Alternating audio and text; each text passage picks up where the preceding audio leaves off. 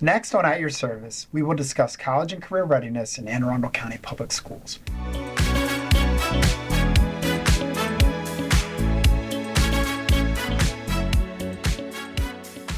Today on At Your Service, we will discuss the new College and Career Readiness Division for Anne Arundel County Public Schools, and we will highlight the Early College Access Program available to high school students. So today we have Dr. Kevin Hamlin, who's the Assistant Superintendent for College and Career Readiness. Welcome to our show, At Your Service. Thank you for having me. Great. And so just to start off, can you tell the audience a little bit about your educational background, your work experiences, and Absolutely. what's kind of brought you into this job? Yeah, sure. Well, the most important thing is that I'm a graduate of Arundel High School, class of 1997, go Wildcats. I've spent 15 years working in schools as a CTE teacher, an administrator, and a principal. And the last 8 years, I've been working at the central office, and I've been the senior manager of student data. I was the director of magnet programs, and now I have this great opportunity this year to serve as the assistant superintendent for college and career readiness. Excellent. Thank you. Wow. So how do you think your new division, you have a new office, the Office of College and Career Readiness, how do you think this new division will impact students' preparation for college and career readiness? Well, really, we're the division of program pathways. So I guess the best way to describe this division is by breaking it down into its three pieces. Magnet programs, and as you may or may not know, we offer STEM, IB, Apex Arts, and JROTC at the middle and high school level. Workforce development, and you'll be hearing from our director of workforce development a little later. But in that section of the division, we have career and technology education, work-based learning, so student internships and work-based learning experiences, Signature, which is a program that every comprehensive high school hosts, service learning, and our early college access program, ECAP. And then the third component of our division is really pre-K to 12 programs. So many of you have students in the AVID program, our Advanced Learner program, and our Advanced Placement program. So that really runs the gamut of elementary through high school. Home instruction and virtual learning, and co-curricular activities. So the clubs that students participate in that are aligned with the classroom instruction, and we also pay extracurricular contracts for everything but sports. Oh. And so if you could maybe highlight one or two of those programs that parents maybe they don't know as much about, that maybe we can kind of give them some more information, because obviously there's a lot of programming that's available under your office. Absolutely. And maybe if there's a couple of things you could highlight just to be helpful. Yeah, sure.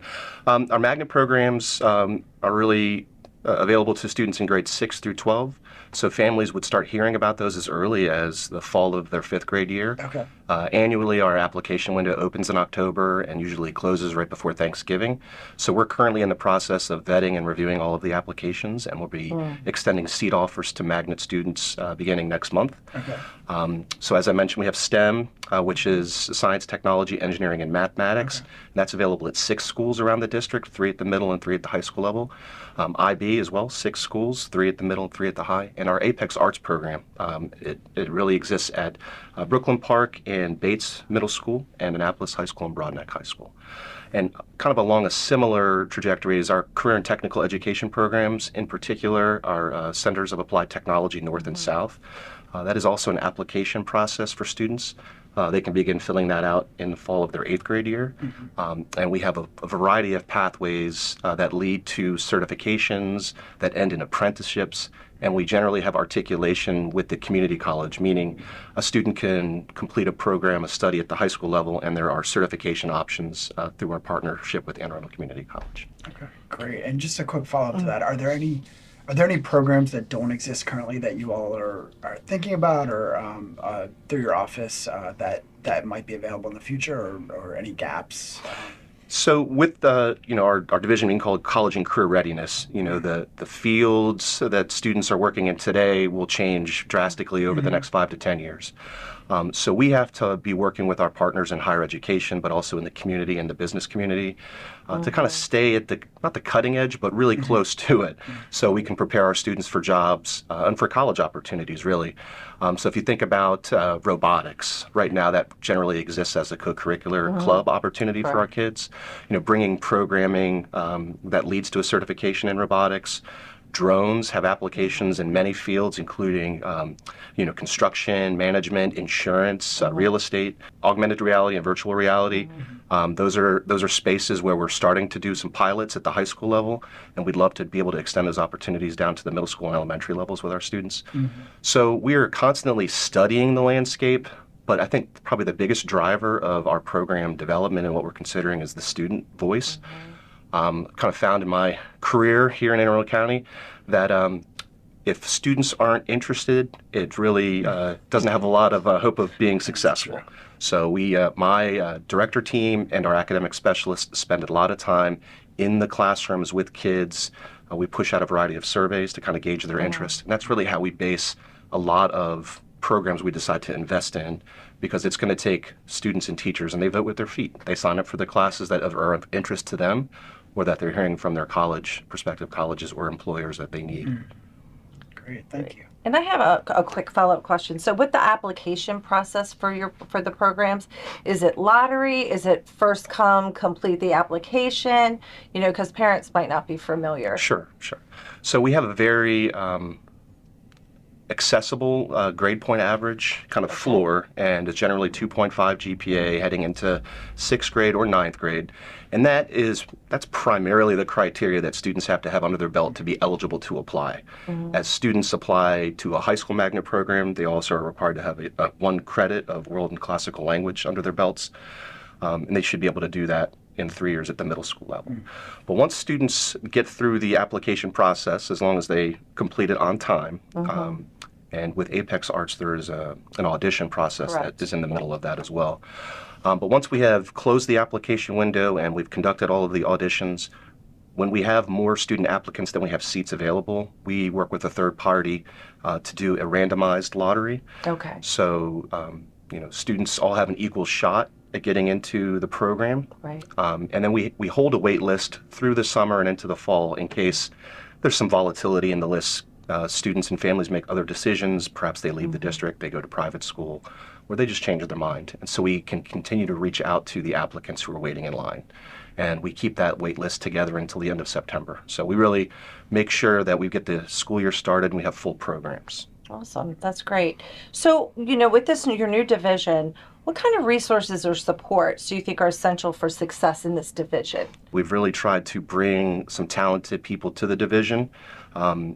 All 3 of my directors last year were principals at either elementary or high school levels. So having that recent connection with schools and with teachers and kind of the issues that are in the classroom has been very helpful. And then we have an outstanding collection of program coordinators and site-based leaders at the school level, and their passion and expertise really creates the best opportunity for kids. So really investing in our people. And I'll say we're very fortunate in this school district to have the support of the superintendent. The strategic plan is aligned in large part to the work that I'm doing in College and Career Readiness. We're funded to the extent that we can support all of our programs and provide these opportunities for kids. And that's a responsibility that we take seriously, kind of being good stewards of that public funding. ACPS is a diverse community, a diverse population of students. How do you ensure that the programs that you have in your office that support college and career readiness are easily accessible and equitable for all students? Well, equity and access to our programs is a non-negotiable. So we want to make sure that there are no structural barriers to entry, that students, if they're interested and they're ready to meet the challenge, that we provide on-ramps for them into our programs. And we really try to eliminate biases from our decision-making by really leaning into data that students can bring to the table. Our instructional data division annually helps schools identify those students with potential to take advanced placement courses. And, a lot of times we'll find out that those were students that we hadn't really been considering or that hadn't raised their hand and said, pick me. So sometimes we have to be intentional with our outreach and making sure that students are aware of these opportunities. We talked about the lottery process and kind of how that kind of levels the playing field for students. No waiting right now in that process. And then our frequent check-ins with students. That student voice component really governing some of our strategic planning and our long-range outlooks has been critical to the success that we've had as the Division of Advanced Studies and Programs and continue to have as College and Career Readiness. Awesome. Thank you. And you did mention, I thought about supports and resources. You mentioned earlier about your partnerships with higher ed and business. Like that's critical. And Absolutely. when you build your pathways, we really look at that hitch model as well. So I think that's also very important. So with this new division, how do you communicate your goals and initiatives? How is that working so that families and students and staff are aware of all the new initiatives? Absolutely. So the strategic plan is our foundation for all of the work that we're doing. When you have an opportunity to work in a newly formed division, it's really an opportunity, and we've called it a garage sale. We evaluate everything that we have, what's working well, what do we need to keep, what things need to be improved, and kind of what do we need to Right. move off of the Right. docket. So if parents are, and I think our school district has done a great job of sharing the goals and the profile of a graduate, the focus of our strategic plan. And to Dr. Bedell's credit, they're working on a very transparent sharing of data, outcomes for students in our programs. So I think families can continue to monitor the website where the communication staff does a great job of putting out there what we're working on and celebrating our achievements, but also being very open to, we didn't hit the mark here, and here are the steps we're going to take to make sure we do better next time. So along with the website and the strategic plan, the high school and middle school programs of study are really the marketing book from our perspective. Families and students can learn about all of the programs offered under our division, but also across the Division of Academics. So and then all of that is tied together at the school level with the relationship with their school counselor. Yeah, 100%. And I'll say, Kevin and the division, and you'll meet our guests coming up. Just the documents, the support documents, and the videos that were created around your programs for students and families, so we can easily send them out to them, are amazing. It was a huge initiative, and it was very well done. It's a credit to the team. So you're going to meet the people behind the curtain. Next, Sam Wilkinson and Joe Rose have been really just rock stars with getting this, especially the ECAP program, off the ground. 100%. Good. And before we kind of go to a break and get to meet them, what are some of the challenges that you've faced already with with starting this new division, and then what do you anticipate any challenges for the future? I mean, it's always a welcome challenge when you're thinking about, you've really got this opportunity to chart a course into some places that we haven't served as a school district in the past. And certainly, if you're watching the news and you're paying attention to the state budget and some of the uncertainty or volatility out in the external environment, that causes some concern. But really, as I said before, we're very well supported by the district. We're very well funded. And Dr. Bedell has offered a commitment to delivering and offering opportunities to every kid in our district. So any of those other challenges that come up, I think we can deal with them because we've got the right team and we've got a very supportive school district.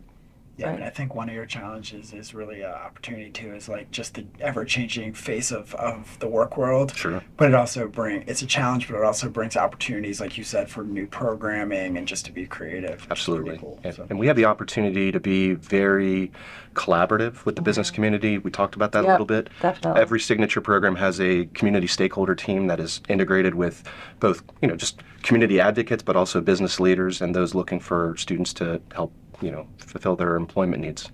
Thank you. Well, thank you for joining us, Dr. Hamlin, for this segment of At Your Service. And we are going to take a short break. Stay tuned. We'll be right back.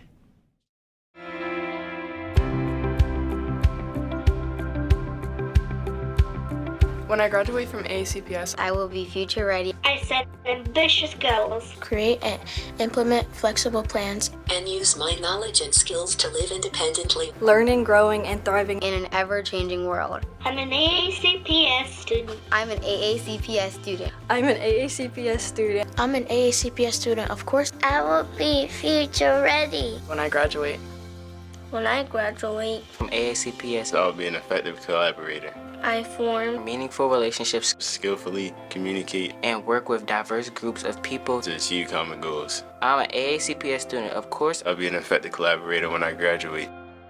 When I graduate from AACPS, I'll be a critical thinker. I analyze information resources, perspectives, and experience. to weigh opinions, formulate well-reasoned conclusions, Solve problems.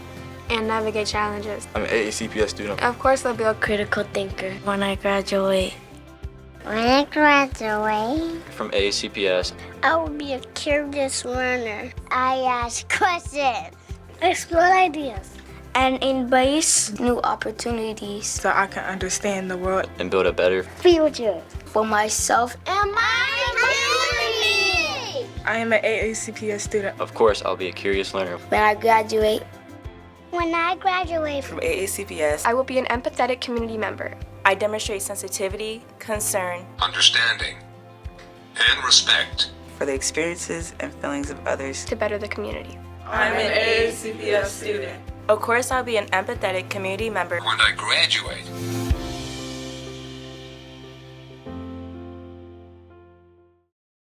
Welcome back to At Your Service, and we're joined today by two special guests to talk about the Early College Access Program. Welcome. So if you would like, I'd appreciate if you just introduce yourself and tell the viewer audience a little bit about yourself and your experience in Anne Arundel County Public Schools. Sure. So Samantha Wilkinson, I work with the Early College Access Program here in the Division of College and Career Readiness. I'm a former elementary school teacher, actually. Nice. And now I work with the big kids, the high schoolers. Yeah. And with Joe, another big kid. True. I'm Joe Rose. I'm the Director of Workforce Development here in Anne Arundel County Public Schools. Used to be a principal at 3 different locations, Center of Applied Technology North, South, and also Mary Moss. And I was an assistant principal at 6 different schools in our district. But I think most importantly, I had the pleasure of attending Anne Arundel County Public Schools as a student. Oh, wow. So you and Dr. Hamlin. And me. Oh, and you, all three of you. AACPS grads, yeah. Awesome. We always come back. Yeah. So we're here a little bit today because you are under this College and Career Readiness Division, right? And so one of the programs that Dr. Hamlin mentioned was Early College Access. And so can you talk a little bit about the purpose and the goal of this program? Absolutely. So Sam and I have the pleasure of working with ECAP and all of our wonderful school counselors and our students throughout Anne Arundel County Public Schools. So one of the big purposes and goals of ECAP is really to allow students to explore their passions. We are able to offer a lot of different programs in Anne Arundel County Public Schools, but Anne Arundel Community Colleges offers some additional programs that we are able to partner with and give our students access to attending. There's also some different opportunities for students to attend and take non-credit classes, such as at their Clawson Center, at their electricity and welding and carpentry. And there are also a plethora of different classes that our students can take over at Anne Arundel Community College. And additionally, they can take some of the classes through our signature programs in our school.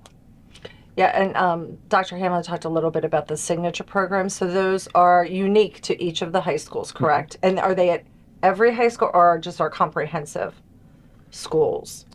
So we have a signature program at every one of our comprehensive high schools, and we're working on developing a Severn Run signature right now with the community, the staff, and the students.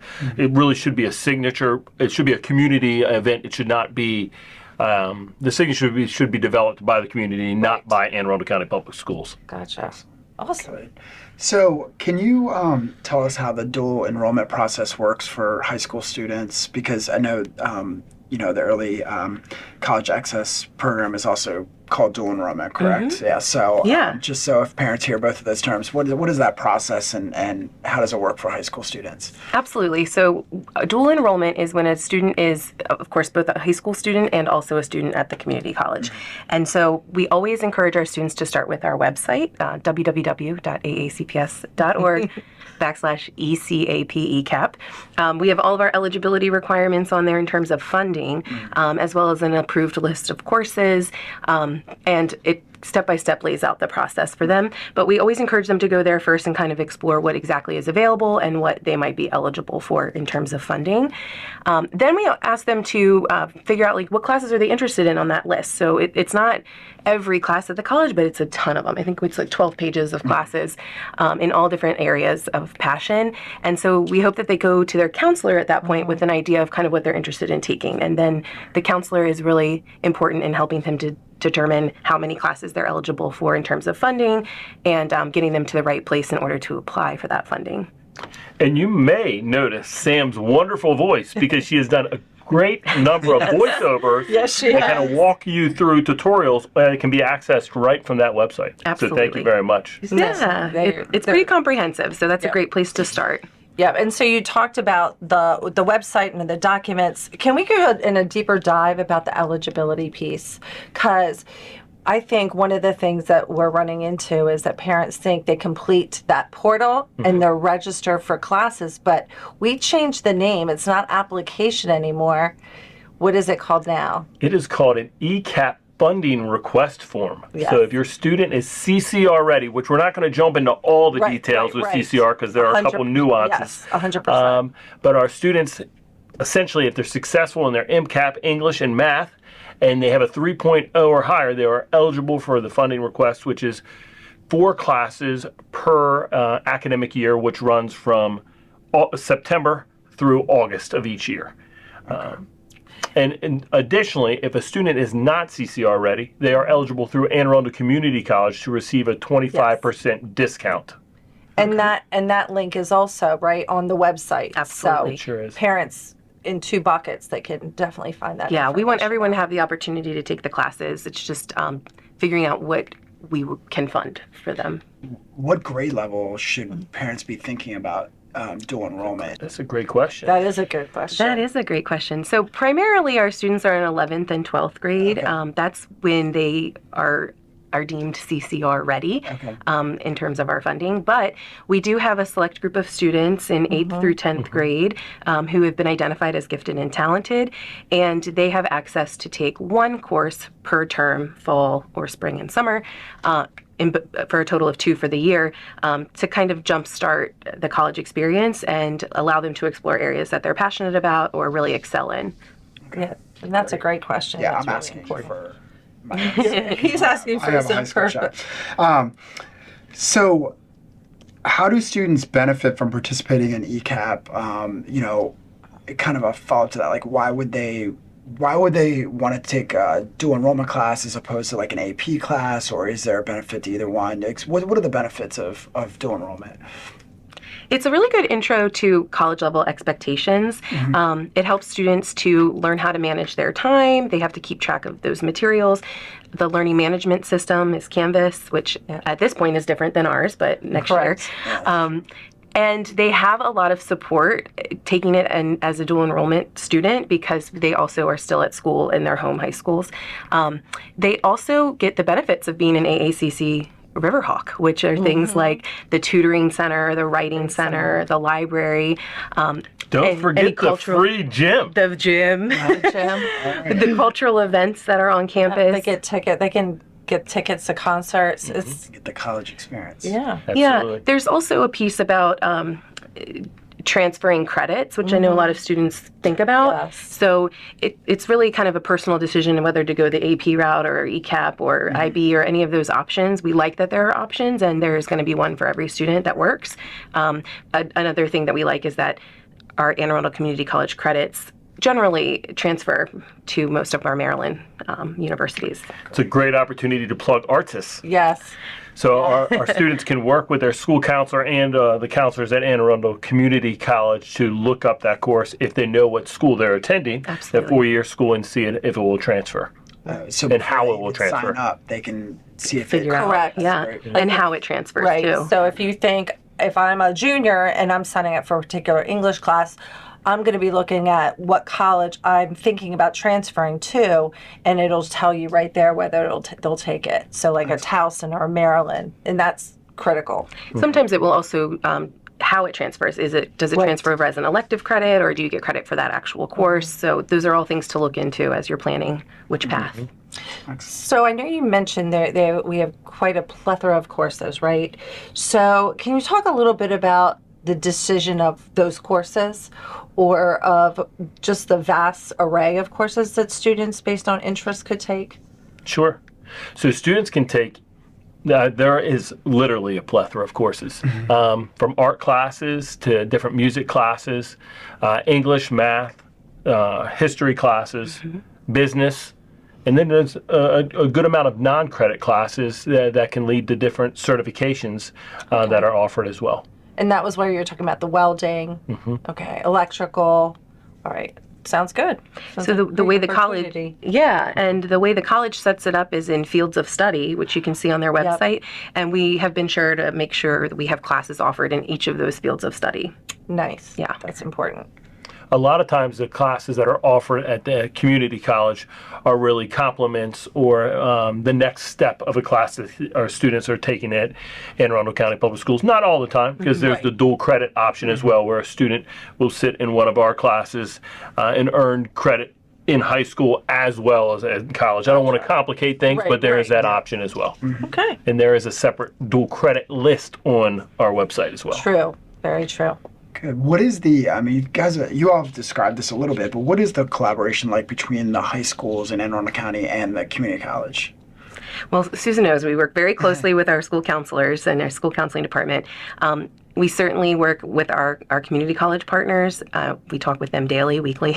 We're constantly monitoring, how our students are doing, how we can get them, how they can have awareness of our program. We work with our community partners and business leaders through our signature programs, as we mentioned. So it's definitely some teamwork, and it's pretty ongoing. Mm-hmm. Great. Right. And I think what the community needs to understand is that we have an MOU, it's a memorandum of understanding that we review each year with the community college, and we sit down and we have a meeting, and there's an advisory team. So we're really looking at trying to make this more efficient for families and just like make just better customer service for our students and our parents, and just if we troubleshoot at this meeting as well. So I think we've come a long way. In addition to that, the MOU, we do meet with our community college partners on a quarterly basis to review our processes. We partnered in pushing out the ECAP funding request form, a lot of input back and forth to make sure the process worked well on their side as well as our side. And most importantly for our families and students. Yeah, and our students actually give us a lot of great feedback in terms of classes they want to see on our approved list and where they had stumbling blocks. So we definitely look to them. We're also really lucky because there's a handful of schools that have our AACC transition advisors in-house. True, I love that. They're awesome. So they're actually on campus helping students with the ECAP process and also pick classes. And of course, the students will be assigned an advisor at the college who's very helpful as well. One thing I learned as being a high school principal, high school students do not shy away from telling you their opinions. Allows us to make improvements and they're very honest. Better. Yes, they are, which is awesome. It is. True. And we talked a little bit about that, about what kind of supports are students able to gather when they're trying to enroll for an ECAP course. So I don't know if you wanted to expand a little bit about that. Yeah, so like we said, our website is really like the main hub of information. I think you'll find most things there. Anne Arundel Community College also offers information sessions pretty frequently, and they're virtual, so they're easy to attend. Again, we have our transition advisors in many of our schools. We have our email address as well. We're happy to answer questions. Our school counselors know a lot and have brochures that lead them to the right spots. Right. So we have a lot of people. And your signature teachers also, Oh, the roadshow. You want to talk about that? By all means. So Anne Arundel, the Riverhawks bring their show to each one of our schools, our high schools, and they have a representative from each one of their departments there, and our students are able to float around and talk to different professors and see what they might be interested in. And I mean, it's pretty fantastic. That's awesome. Live demonstrations. Our culinary team brings in treats. It's really fun. Yeah. How do you all ensure that that the families or the students don't incur any costs like tuition, materials, fees, that kind of stuff? So once they've completed the ECAP funding request and they have gone through that approval process, which I don't think we talked too much about, but it does involve a parent or guardian doing an email approval. Then that goes to the counselor at the school who does the same thing, reviews the classes, making sure they're a good fit. And then the principal also does that approval. So once it gets through those approvals, it goes to the community college in a file and they apply it right to the student's account. We do always encourage students to fill in the ECAP form first, the ECAP funding request first, and then to register, because then the money's sort of sitting there ready for them to put their classes in. There is a timing piece that goes into it too. So think now about what you want to take next semester, and the classes do become available coming soon. Any books, materials, lab lab pieces that they need are automatically sent to the student's house based on the address they put on their AACC application. So it's really zero cost and it's pretty automatic. Awesome. Okay. Well, this has been so informative and so helpful, and I would encourage families to check out that website. So thank you all for joining us, and thank you, the viewing audience, for joining us today for At Your Service, and we look forward to seeing you next time.